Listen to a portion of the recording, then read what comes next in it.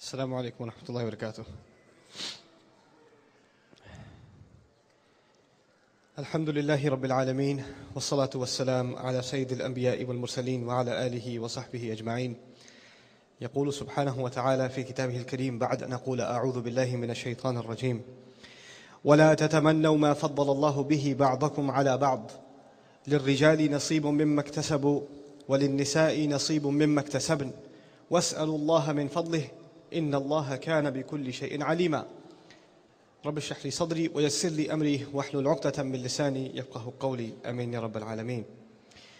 Inshallah, before I share with you some things about the ayah that I've picked for this talk, I want to tell you guys something about myself and Imam Siraj. Back in college, this is like 98, 99, 2000 time, I used to be in an MSA in New York City at Baruch College. And you know how MSA has club hours? We had club hours on Thursdays. And we're in New York City, and of course this masjid is in Brooklyn, so a couple of us guys would go on Wednesday night, because we knew there's no way to catch Imam Siraj al-Hajj that time on the phone, it's impossible. So we used to go to Masjid Taqwa for like Dhuhr. Cut a class or two and go. I don't recommend it.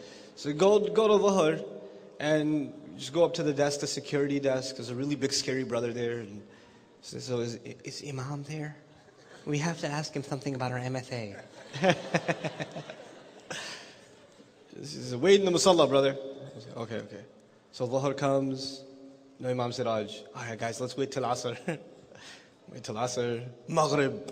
Imam's here. Imam, we gotta talk to you. We've been here since Dhuhr. Could you please come to our program tomorrow? There's gonna be like 4 of us there, but it doesn't matter. Imam Siraj would consistently, every time we came and we dragged him, he would come consistently to our programs, even if there was 6 people sitting there, 4 people sitting there, it didn't matter to him. He just did it for us. He was this father figure for us.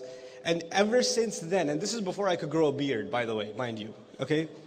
So ever since then, he's been picking on me at conferences consistently.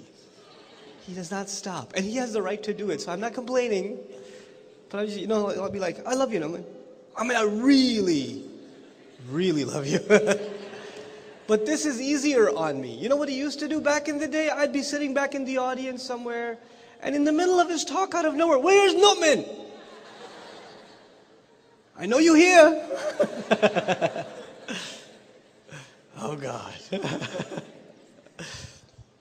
But anyhow, what I wanted to talk to you about in these few minutes, inshallah ta'ala, is, I have to give you guys credit for picking the weirdest titles for speeches. You've beat the MSA and you've beat other conferences in strange titles. I believe I can fly. Are you serious? First time, is this going to be about drugs or what is this going to be about? And the title of this speech for me apparently is, I love you, bro. So you can just basically take that anywhere you can, but I'll take it to what I think is an appropriate discussion, and an important one, especially for young Muslims. Some of the older Muslims here have suffered as a result of not understanding and internalizing some of these things in their life. Look, I say this in a lot of my talks, but the most important relationships you have are the ones that are not in public. The most important relationships you and I have are inside our homes, in our private lives. And even if you have a great reputation outside, if you are have a horrible relationship with your own brother, your own sister, your own parents, your own close friends, you don't have good relations with them, you end up in an argument with them very, very quickly. Very easily you lose your temper with them, or they lose their temper with you. Or you notice that everybody in your family is usually upset with you for some reason, then there's a problem. Then it doesn't matter what people on the outside think of you. That's all hollow and that's empty. Because those are not relationships, those are acquaintances. They're just people that know about you. They don't know you. The people that know you aren't happy with you. That should tell you something about yourself. That should tell me something about myself. And that's something that really needs a lot of work. And I tell you, in Islam we talk about big things and we sometimes overlook what we think are little things, but Allah doesn't let us do that in His Quran. You know, we talk about Islam coming to all of the world and institutions and universities and big visions, and I share those visions. But at the same time, our deen makes us start at the level of the individual, forces us to fix the situation inside the household first, so we can build a better society. Our deen teaches us that the building block of a good society is the family first. The ducks going together. You know, the geese. They're going together. So on that note, I want to share something with you. Something about jealousy. Something about jealousy. What is the first murder that happened in human history? Anyone know? Call it out. I'm over 5 minutes. Okay. I'll hold this closer. Go ahead, tell me first murder in history. Habil and Qabil. An act of jealousy. An act of jealousy between siblings, yes? Even before that crime, the first sin or the first act of direct disobedience to Allah that we know of can also be found rooted in jealousy. The jealousy of Iblis against Adam alayhi salam. Jealousy is serious business. Jealousy is serious business. And jealousy is so powerful that even if you come up in a good household, Yaqub alayhi salam is an awesome father. I cannot question his parenting. I can't. As a matter of fact, and I've said this many times before, when the Quran talks about role model fathers, it keeps going back to Yaqub alayhi salam. Yaqub alayhi salam is highlighted as a model for fathers and how you're supposed to be with your children. And yet, even in that amazing, beautiful household, that is 3 generations of prophets. Ibrahim alayhi salam, Ishaq alayhi salam, Yaqub alayhi salam, and then their sibling Yusuf alayhi salam, 4th generation too. Even in that household, trouble makes its way as a result of what? Jealousy. Between siblings.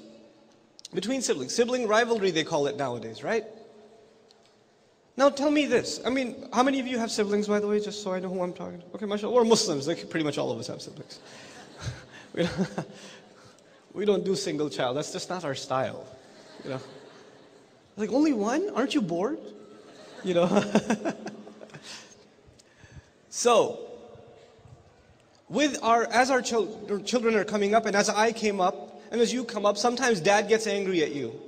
First thing that goes in your head: how come he doesn't get mad at him? How come he's always picking on me? How come my mom keeps telling me, why can't you be more like your sister? I hate her. And now I hate her even more because mom wants me to be like her. I can't stand her. And that rivalry grows, and and you have friends. As you grow older, you have friends outside, and your sister walks into the room and says, get out of here! These are my friends. You can't have any of those. And then when your friends leave the house, were you talking to my friend?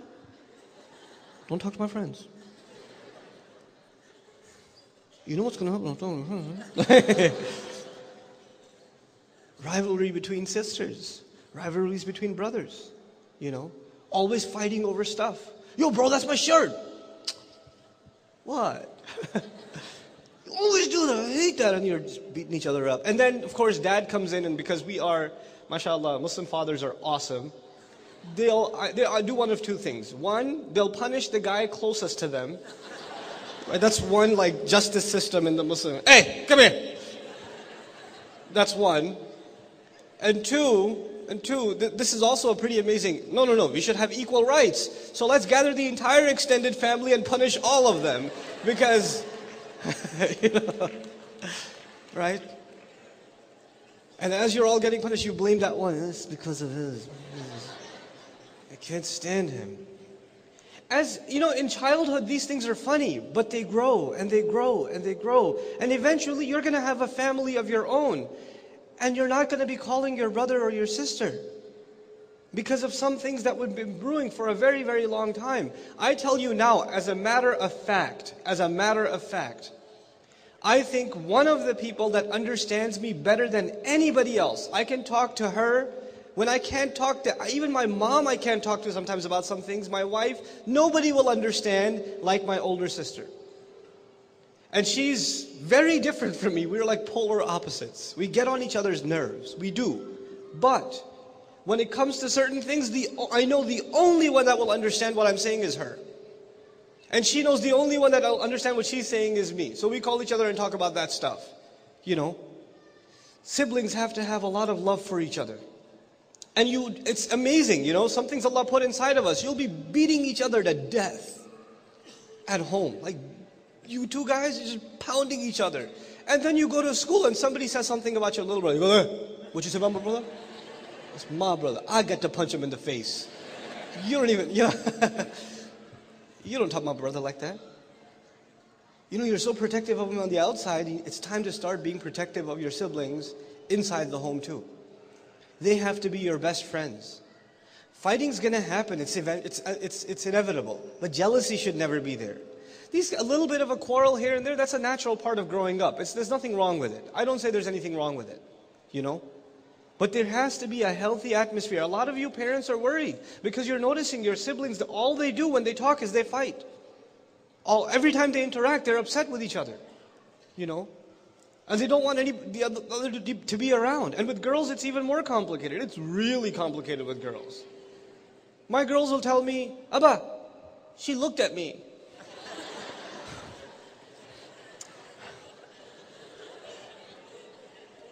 Okay, calm down, calm down. Hey, don't look at her. I wasn't looking at her. So complicated. She always says I'm looking at her. You know, but to some level this is natural. But at another level, you know what happens? Mom loves her more. Mom loves him more. Dad always praises him and always puts me down. My failures are a result of the love I don't get. I'm messed up because of that guy. You know, my little brother went to med school and I'm still like, you know, super duper awesome senior. And, you know, trying to figure out what major I'll be. I'm 28 years old. I'm like, I'm not sure what you know. I met those guys. I met those 28, 29-year-olds. So, you been in college? Yeah, alhamdulillah. So what's your major? I don't know. I decided to change it. How many times, bro?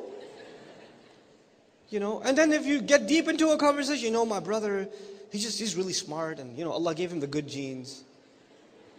Apparently he gave you a jinn. He gave him genes. Right? Right? Don't blame your inadequacy on somebody else. And the easiest target is your sibling or your parent. My parents didn't give me enough love. They didn't do this for me. They didn't do that for me. Stop blaming others. Al-ma'adhiru makadhib. Excuses are nothing but lies. That's all they are. So let's listen to what Allah Azza wa Jalla has to say. Very powerful statement. وَلَا تَتَمَنَّوْا مَا فَضَّلَ اللَّهُ بِهِ بَعْضَكُمْ عَلَى بَعْضٍ. Surah An-Nisa. And by the way, before I tell you what the ayah means, where it is in Surah An-Nisa is also remarkable. Right before this ayah, Allah was talking about major sins. Major sins. Allah Azza wa Jalla says right before this ayah, إِن تَجْتَنِبُوا كَبَائِرَ مَا تُنْهَوْنَ عَنْهُ نُكَفِّرْ عَنْكُمْ سَيِّئَاتِكُمْ وَنُدْخِلْكُمْ مُدْخَلًا كَرِيمًا.